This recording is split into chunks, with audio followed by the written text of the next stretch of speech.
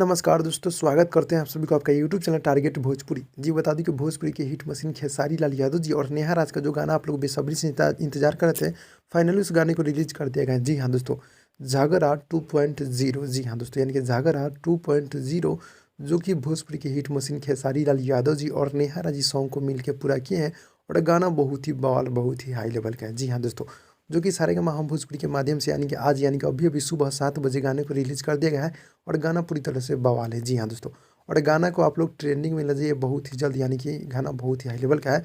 और आप लोग बहुत बड़ा रिकॉर्ड बनाइए इस गाने को। जी हाँ दोस्तों, जो कि खेसारी लाल यादव जी सॉन्ग को गाए हैं और गीत को लिखे कृष्णा वेदर्ती जी और म्यूजिक है कृष्णा वेदर्ती जी का। जी हाँ दोस्तों, और गाने को आज सुबह 7 बजे रिलीज कर दिया गया है, बहुत ही हाई लेवल का। और इस गाने पर रील्स वीडियो बनना भी स्टार्ट हो चुका है।